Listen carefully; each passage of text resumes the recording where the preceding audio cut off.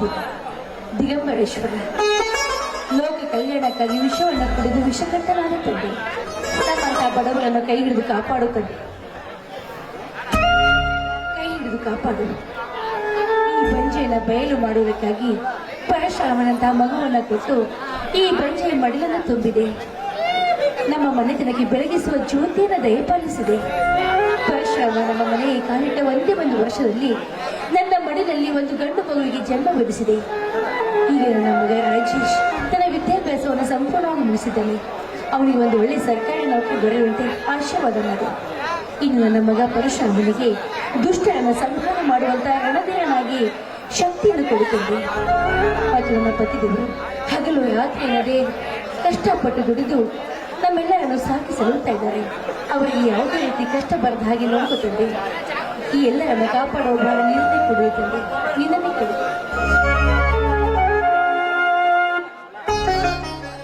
ಸೀತಾ, ಸೀತಾ, ಏನು ಮಾಡುತ್ತಿರುವೆ? ಏನಿಲ್ಲ ಬನ್ನಿ ಸ್ವಾಮಿ, ಆ ದೇವರ ಪೂಜೆ ಮಾಡ್ತಾ ಇದ್ದೆ. ಸೀತಾ, ಆ ದಿಗಂಬರೇಶ್ವರ ದೇವರ ಮೇಲೆ ಎಷ್ಟೊಂದು ಭಕ್ತಿ. ಹೌದು ಸ್ವಾಮಿ, ನನ್ನ ಬಂಚೆ ಎಂಬ ಪಟ್ಟಕ್ಕೆ ಮುಕ್ತಿಯನ್ನು ಕೊಟ್ಟು ಇಬ್ಬರು ಮುದ್ದಾದ ಗಂಡು ಮಕ್ಕಳನ್ನ ಕೊಟ್ಟಂತಹ ದೇವರಿಗೆ ಹಗಲು ರಾತ್ರಿ ಜಪಿಸಿದ್ರು ಕೂಡ ಸಾಲದು ಕಣ್ಣ. ಹೌದು ಸೀತಾ, ವೀರ ಶೂರ ಧೀರರಂತ ಮಕ್ಕಳನ್ನು ಪಡೆದ ನಾವೇ ಗಣ್ಯರು. ಸೀತಾ, ನಿನಗೊಂದು ಮಾತು ಇವತ್ತು ನೆನಪಿಟ್ಟಕೋ. ಏನ್ರದು? ಪರಶುರಾಮ ಸಾಕು ಮಗನೆಂದು ಅವನಿಗೆ ಎಂದು ತಿಳಿಯಬಾರದು. ಒಂದು ವೇಳೆ ನೀನೇನಾದ್ರು ತಿಳಿಸಿದರೆ ನಿನಗೆ ನನ್ನ ನಾನೇ ಆಗಿದೆ. ಇಲ್ಲ ಸ್ವಾಮಿ, ಖಂಡಿತವಾಗ್ಲೂ ಇಲ್ಲ.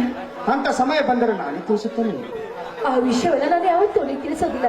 ಯಾಕಂದ್ರೆ ಪರಶುರಾಮ ರಾಜೇಶ್ ನನ್ನ ಎರಡು ಕಣ್ಣುಗಳಿದ್ದಂತೆ. ಅದರಲ್ಲಿ ಯಾವುದನ್ನು ಕಳೆದುಕೊಂಡ್ರೆ ಕೂಡ ತೊಂದರೆ ಆಗೋದು ನನಗೆ. ಈ ವಿಷಯ ನಾನು ಯಾವ ಕಾರಣಕ್ಕೂ ಅವನಿಗೆ ತಿಳಿಸೋದಿಲ್ಲ. ಆಯ್ತು ಸೀತಾ, ಇದೇ ಸಂತೋಷದಲ್ಲಿ ಪರಶುರಾಮ ಬರೋಕ್ಕಿಂತ ಮುಂಚೆ ಒಂದು ಹಾಡನ್ನು ಹಾಡಬಾರದು. ಏನ್ರಿ ನೀವು ಇಷ್ಟು ವಯಸ್ಸಾದ್ರೂ ಹಾಡಿದ ಚಿಂತೆ ಇಲ್ಲ.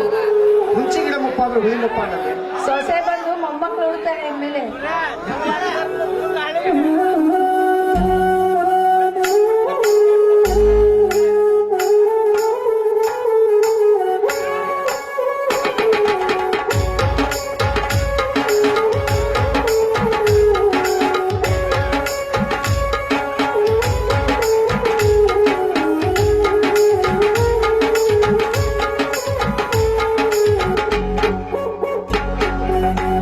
गुलाबी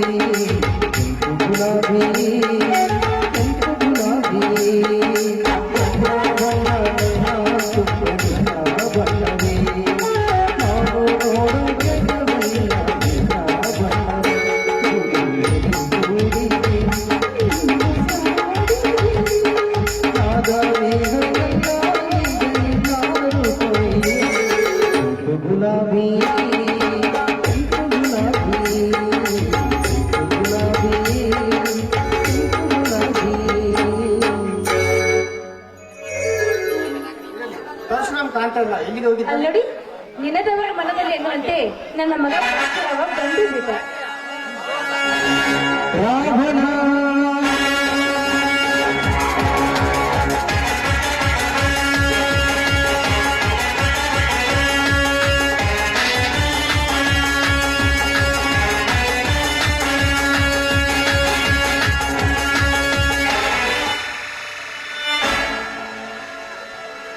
ಸ್ಟೇಟಸ್ ಏನು ದಿನ ಚೇಂಜ್ ಆಗುತ್ತೆ. ನಾ ಬರೋ ಟೈಮಿಗೆ ತುಂಬಾ ಲೇಟ್ ಆಗುತ್ತೆ. ಬಟ್ ನನ್ ಸ್ಟೈಲ್ ಯಾವತ್ತೂ ಚೇಂಜ್ ಆಗಲ್ಲ. ಸಿದ್ಧೆ ಬಂದ್ರೆ ವೇಗ ಇರುತ್ತೆ, ಹುಲಿ ಬಂದ್ರೆ ಗಾಂಭೀರ್ಯ ಇರುತ್ತೆ, ಈ ಸಿಂಹ ಬಂದ್ರೆ ಗರ್ಜನೆ ಇರುತ್ತೆ. ಅಪ್ಪ ಅಮ್ಮ ಏನ್ ಮಾಡುತ್ತಿರುವಿರಿ?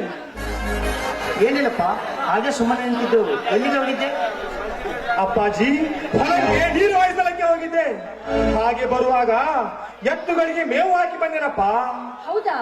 ಹೊಲಕ್ಕೆ ಹೋಗಿದ್ದೆ ಅಂದ್ಮೇಲೆ ತುಂಬಾ ಆಯಾಸಾಗಿರುತ್ತೆ. ಬಾ ಅಪ್ಪ, ಮೊದಲು ಊಟ ಮಾಡಿ. ಅಮ್ಮ, ತಮ್ಮ ರಾಜೇಶ್ನು ಬರ್ತಾ ಇದ್ದಾನೆ. ಅವನು ಬಂದ ತಕ್ಷಣ ಎಲ್ಲರೂ ಸೇರಿ ಊಟ ಮಾಡೋಣಮ್ಮ.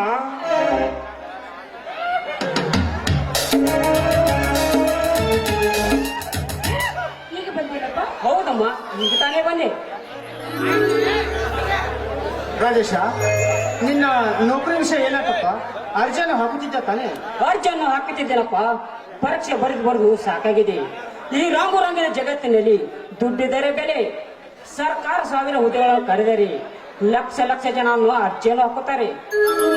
ಸುಳ್ಳು ಪರೀಕ್ಷೆ ನಡೆಸಿ ಲಕ್ಷ ಹಣ ಕೊಟ್ಟು ಸರ್ಕಾರಿ ನೌಕರಿ ಪಡೆಯುವ ಈ ಜಗತ್ತಿನಲ್ಲಿ ನಮಗೆ ಹೇಗೆ ಸಿಗಪ್ಪ ಈ ಸರ್ಕಾರಿ ನೌಕರಿ? ಹೌದು ತಮ್ಮ, ಹೌದು. ವಿದ್ಯಾವಂತರಿಗೆ ಬೆಲೆ ಇಲ್ಲ ತಮ್ಮ ಈ ಜಗತ್ತಿನಲ್ಲಿ. ಸರ್ಕಾರವನ್ನು ಸಾಯಿಸುತ್ತಿರುವ ಈ ಈ ಬಂಡರಿಗೆ ಜಗತ್ತು ಓಡಾಡಬೇಕು ತಮ್ಮ. ಲಂಚ ಎಂಬ ಪದವನ್ನು ಈ ಜಗತ್ತಿನಿಂದ ಕಿತ್ತೋಗಿಬೇಕು ತಮ್ಮ. ನಿಮ್ಮಂತ ಕಲಿತ ವಿದ್ಯಾವಂತರು ಅಣ್ಣ, ಈ ಬಡತನ ಅಣ್ಣ, ನ್ಯಾಯದಿಂದ ಬದುಕುವ ಜನರಿಗೆ ಬೆಲೆ ಇಲ್ಲಣ್ಣ ಈ ಹಾಳು ಸಮಾಜದಲ್ಲಿ. ಬೇಡ. ಈ ನೌಕರಿಯ ಸಹವಾಸ ಶ್ರೀಮಂತರ ಸಹವಾಸ. ಕೋಟಿ ವಿದ್ಯೆಗಿಂತ ಮೇಟಿ ವಿದ್ಯೆಯ ಮೇಲೆ ಮತ್ತೆ ನಿಮ್ಮ ಹಾಗೆ ನಾನು ಹೊಲದಲ್ಲಿ ಕೆಲಸ ಮಾಡ್ತೇನಣ್ಣ. ಬೇಡಪ್ಪ, ಬೇಡ. ಅಂತ ತೀರ್ಮಾನ ಮಾತ್ರ ಯಾವತ್ತೂ ಮಾಡಬೇಡ. ನಿನ್ನ ತಂದೆ ತಾಯಿಗಳ ಆಸೆ ಆಕಾಂಕ್ಷೆನ ನುಚ್ಚು ನೂರು ಮಾಡಬೇಕು. ನೀನೊಬ್ಬ ಕಲಿತು ವಿದ್ಯಾವಂತರಾಗಿ ಸರ್ಕಾರಿ ನೌಕರಿ ಪಡ್ಕೋಬೇಕು. ನಮ್ಮ ಬಡತನವೆಲ್ಲ ದೂರ ಆಗ್ಬೇಕು ಅಂತ ನಾವು ನಿನ್ನ ಮೇಲೆ ಬೆಟ್ಟಿದಷ್ಟು ಕನಸನ್ನ ಕಟ್ಕೊಂಡಿದ್ದೀವಿ. ನಮ್ಮ ಕನಸನ್ನ ನಿರಾಸೆ ಮಾಡಬೇಡಪ್ಪ. ರಾಜೇಶ, ನಿನ್ನ ವಿದ್ಯಾಭ್ಯಾಸಕ್ಕಾಗಿ ಸಾಲ ಸೂಲ ಮಾಡಿ ನಿನ್ನ ವಿದ್ಯಾವಂತರಾಗಿ ಈಗ ನೀನು ನನ್ನ ಆಶೆಯನ್ನು ಈರೈಸುತ್ತಿದ್ದರೆ ನಾವು ಖಂಡಿತ ಬದುಕುವುದಲ್ಲಪ್ಪ. ಬೇಡ.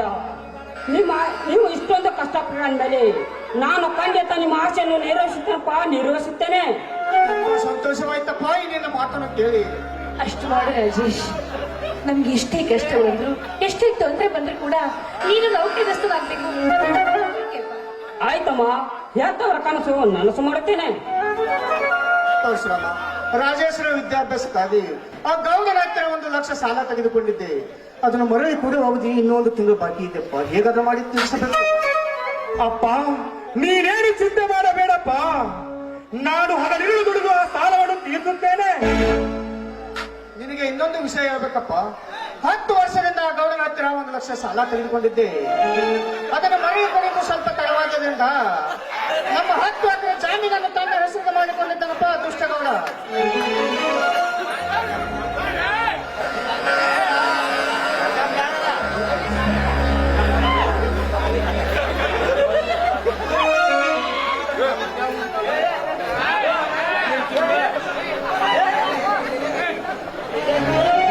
ಅಪ್ಪ, ಏನು ಹೇಳ್ತಿರುವಿರಿ? ಹೌದಪ್ಪ, ಅವನನ್ನು ಎದುರು ಹಾಕಿಕೊಂಡು ಮಾತನಾಡುವ ಮನುಷ್ಯರು ಯಾರಿಲ್ಲಪ್ಪ ಈ ಊರಲ್ಲಿ. ಅಪ್ಪ, ಆ ದೇವೇಗೌಡರು ದೇವರಪ್ಪ. ಆ ದೇವೇಗೌಡನಿಗೆ ಗಂಡು ಹುಲಿ ಹಾಗೆ ಕೊಟ್ಟಿಗೆ ತರದ ನೀರನ ಹಾಗೆ ಅವನನ್ನು ಪಟ್ಟಣಿಯಿಂದ ಕತ್ತರಿಸಿ ಬಿಡುತ್ತೇನಪ್ಪ. ಆ ಗೌಡ ಗೋಮುಖ ವ್ಯಾಖ್ಯಾನಂತವನು. ಅವನ ಸಹವಾಸ ನಮಗೆ ಬೇಡಪ್ಪ.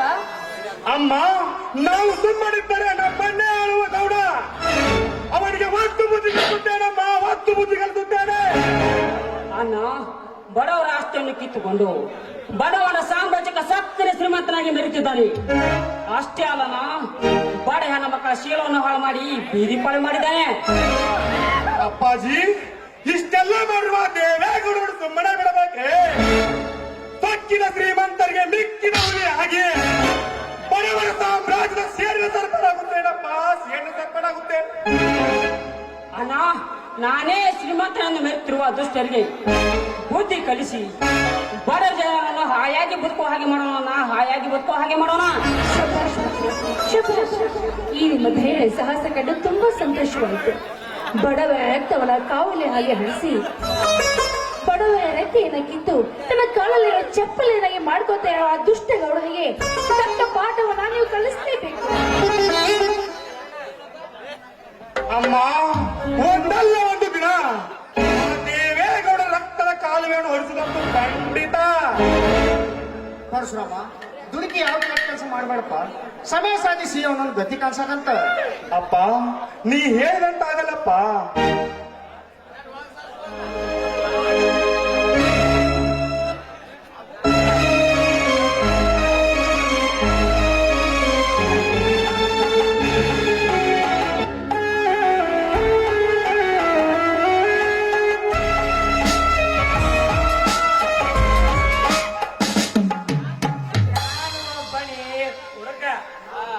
ಈ ಕಲಿಯುಗದ ಕುಡುಕರ ಸಾಮ್ರಾಜ್ಯಕ್ಕೆ ನಾನೇ ರಾಜ. ಅನಯ್ಯ, ಎಲ್ಲರೂ ಒಟ್ಟಿಗೆ ಸೇರಿ ಏನು ಮಾಡ್ತಾ ಇದ್ದೀರ? ಚಂದ್ರಕಾಂತ, ಕುಡಿದು ಒಳ್ಳೆಯದಲ್ಲಪ್ಪ. ಕುಡಿದ್ರಿಂದ ನಿನ್ನ ಜೀವ ಕಾಪಾಡ್ಕೊತದಪ್ಪ. ಕುಡಿದು ಬಿಟ್ಟು ಬಿಡು. ಏನು? ನಾನು ಕುಡಿಯೋದು ಬಿಡಬೇಕೆ? ನಾನು ಕಟ್ಟಿದ ಈ ಕುಡುಕರ ಸಾಮ್ರಾಜ್ಯಕ್ಕೆ ಏನಾಗಬೇಕು? ರಾಮಾಯಣದಲ್ಲಿ ರಾವಣ ಕುಡಿದಿಲ್ಲವೇನು? ಮಹಾಭಾರತದಲ್ಲಿ ದುರ್ಯೋಧನ ಕುಡಿದಿಲ್ಲವೇನು? ಸೂರ್ಯಲೋಕದಲ್ಲಿ ದೇವೇಂದ್ರ ಕುಡಿದಿಲ್ಲವೇನು? ಹಾಗೆ ಈ ಕಲಿಯುಗದಲ್ಲಿ ಚಂದ್ರಕಾಂತ್ ಕುಡಿಯೋದ್ರಲ್ಲಿ ಏನ್ ಕಾಣ್ತಿಲ್ಲ? ನೀನು ಚಿಕ್ಕವನಿದ್ದಾಗ ನಿನ್ನ ಬಹಳ ಅಪರೂಪವಾಗಿ ಬೆಳೆಸಿದೆ. ಕೆಟ್ಟ ಸ್ನೇಹಿತರ ಸಹವಾಸ ಮಾಡಿ ಕೆಟ್ಟ ದಾರಿಯನ್ನು ಹೊಡೆದೆ. ಓ ದೇವರೇ, ನೀನೇ ಕಾಪಾಡು ನನ್ನ ತಮ್ಮನನ್ನು. ಅಣ್ಣ, ಎಲ್ಲರೂ ಒಳ್ಳೆಯವರ ಸವಾಸ ಮಾಡಿದವರೇ, ಕೆಟ್ಟವರ ಸವಾಸ ಮಾಡೋರು ಯಾರು? ನನಗೇನು ಆಗಿಲ್ಲ, ನಾನು ಒಳ್ಳೆಯವನೇ. ಸ್ವಲ್ಪ ಕುಡಿಯುತ್ತೇನೆ ಅಷ್ಟೇ. ಚಿಕ್ಕಪ್ಪ, ಹೀಗೆ ಕುಡಿದರೆ ನಿನ್ನ ಆರೋಗ್ಯದ ಗತಿಸ್ಥಿತಿ ಬಗ್ಗೆ ಏನಾಗುವುದೆಂದು ಯೋಚನೆ ಮಾಡಿದ್ದೀಯಾ? ಕುಡಿಯುವುದು ಒಳ್ಳೆಯದಲ್ಲ ಚಿಕ್ಕಪ್ಪ. ಕುಡಿದು ಕುಡಿದು ಎಷ್ಟೋ ಜನ ಹಾಳಾಗಿದ್ದಾರೆ. ಕುಡಿಯುವುದನ್ನು ಬಿಟ್ಟು ಬಿಡು ಚಿಕ್ಕಪ್ಪ, ನಾವು ಬಡವರು. ಇಲ್ಲ ಪರಶುರಾಮ, ಕುಡಿಯೋದನ್ನು ಬಿಡುವುದಿಲ್ಲ. ಆಡು ಮುಟ್ಟದೆ ಸೊಪ್ಪಿಲ್ಲ, ಆಡು ಮುಟ್ಟದೆ ಸೊಪ್ಪಿಲ್ಲ, ಸೂರ್ಯ ಮುಟ್ಟದೆ ನೆಲವಿಲ್ಲ, ಈ ಕುಡುಕರೆ ಮುಟ್ಟದೆ ಬ್ರ್ಯಾಂಡಿನೇ ಇಲ್ಲ. ಸರ್ಕಾರದವ ಸಾರಾಯಿ ಅಂಗಡಿ ತೆಗೆದಿರುವಾಗ ನಾನೇಕೆ ಸಾರಾಯಿಯನ್ನು ಕುಡಿದು ಬಿಡಬೇಕು? ಚಿಕ್ಕಪ್ಪ, ಸರ್ಕಾರಕ್ಕೇನು ಗೊತ್ತು ಬಡವರ ಸಂಕಟ? ಸರ್ಕಾರ ತನ್ನ ಲಾಭಕ್ಕಾಗಿ ಆ ಸಾರಾಯನ್ನು ತರಿಸಿ ಬಡ ಜನರನ್ನು ಬೀದಿ ಪಾಲು ಮಾಡ್ತಿದ್ದಾರೆ. ಸರ್ಕಾರಕ್ಕೆ ಭಯಬೇಡಪ್ಪ, ಸರ್ಕಾರ ಒಳ್ಳೆಯದು. ಜೈನಿಗೆ ಜೇನು ತುಪ್ಪ ಅಮೃತವಾದರೆ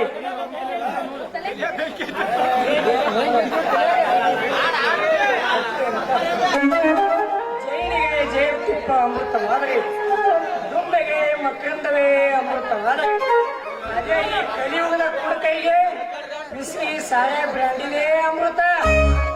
ಸಾರಾಯಿ ಕುಡಿದರೆ ಮಜಾನೇ ಬೇರೆ. ಅದೇ ನಾನು ಕುಡಿದರೆ ರಂಬೆ, ಹೂವಸಿ, ಮೇನಿಕರೆಲ್ಲ ನನ್ನ ಮುಂದೆ ನಿಂತು ನೃತ್ಯ ಮಾಡುತ್ತಾರೆ ಗೊತ್ತಾ? ನೀನು ಹಾಳಾದರೇನಪ್ಪ? ನೂರಾರು ಜನರ ಬಾಳೆ ಹಾಳು ಮಾಡಬೇಡಪ್ಪ. ನೂರಾರು ಜನರ ಬಾಳೆ ಹಾಳು ಮಾಡಬೇಡ. ನಾನು ಹಾಳು ಮಾಡ್ತಾ ಇಲ್ಲ, ತಾವೇ ಹಾಳಾಗುತ್ತಿದ್ದಾರೆ. ಈ ಜಗತ್ತಿನಲ್ಲಿ ಒಳ್ಳೆಯವರಿಗಿಂತ ಕೆಟ್ಟವರೇ ಜಾಸ್ತಿ. ಅಂದರೆ ಹುಡುಕರು ಬಹಳ ಜನ ಇದ್ದಾರೆ. ಪ್ರತಿ ಹಳ್ಳಿಗೂ ಪ್ರತಿ ಮನೆಗೂ ಕುಡುಕರಿದ್ದಾರೆ. ಇರುವಾಗ ಜೀವನ ಎಂಜಾಯ್ ಮಾಡ್ಬೇಕಲ್ಲ. ಚಂದ್ರಕಾಂತ, ಕುಡಿಯೋದನ್ನ ಬಿಟ್ಟು ಬಿಡಪ್ಪ. ನಿನಗೊಂದು ಒಳ್ಳೆ ಹೆಣ್ಣು ನೋಡಿ ಮದುವೆ ಮಾಡ್ತೀನಿ, ಸುಖದಿಂದ ಸಂಸಾರ ಮಾಡಕಂತ. ಏನು ಮದುವೆ ಮದುವೆ ಆಗೋಳು ಯಾರ ಸ್ವಂದಾಗೆ ನಾನೇನಾದ್ರೆ ಮದುವೆ ಆದ್ರೆ ಈಗ ಕುಡಿಯೋದಕ್ಕಿಂತ ಇನ್ನೂ ಜಾಸ್ತಿನೇ ಕುಡಿತೀನಿ. ಯಾಕೆಂದ್ರೆ ಈ ಸಂಸಾರದ ಕಿರಿಕಿರಿ ಬಹಳ ಇದೆ, ಕೆಲಸ ನನಗೆ ಬೇಡ ಅಣ್ಣ. ಹಾಗೆಲ್ಲ ಮಾತಾಡ್ಬಿಡಪ್ಪ. ನಿಮ್ಮ ಅಣ್ಣ ಹೇಳಿದ ಮಾತನ್ನ ಕೇಳು. ನೀನು ಸುಖವಾಗಿರ್ಬೇಕಂತಾನೆ ನಾವೆಲ್ಲರೂ ಬಯಸೋದು. ಅತ್ತಿಗೆ ಈಗ ನನಗೇನಾಗಿದೆ, ಹೊಟ್ಟೆ ತುಂಬಾ ಕುಡಿದು ಸಂತೋಷವಾಗಿದನಲ್ಲ. ಇದೆಲ್ಲ ಹೋಗಲಿ ಬಿಡಣ್ಣ, 100 ರೂಪಾಯಿ ಕೊಡು. ಯಾಕೆ? ಬೇಕಾಗಿದೆ ಕೊಡಣ್ಣ. ನಾನು ಕೊಡೋದಿಲ್ಲ. ನಾನು ಹಣ ಕೊಟ್ಟರೆ ನೀನು ಸಾರ ಅಂಗಡಿಗೆ ಹೋಗಿ ಸಾರ ಕುಡಿದು ಹಾಳಾಗುತ್ತೀಯ. ನಾನು ಹಣ ಕೊಡುದಿಲ್ಲ, ಒಳಗೆ ನನಗೆ ಊಟ ಮಾಡೋಣ. ಏನು ನೀನು 100 ರೂಪಾಯಿ ಕೊಡು ಎಂದರೂ ಕೊಡಲಿಲ್ಲವೇ? ಹೇಳಿ, ನನಗೆ ಹಣ ಹೇಗೆ ಪಡೆಯಬೇಕೆಂಬುದು ಚೆನ್ನಾಗಿ ಗೊತ್ತಿದೆ ಅಣ್ಣ. ಅತ್ತಿಗೆ ಇದೇ ಸಂತೋಷದಲ್ಲಿ ಒಂದು ಗೀತೆ ಹಾಡೋಣ.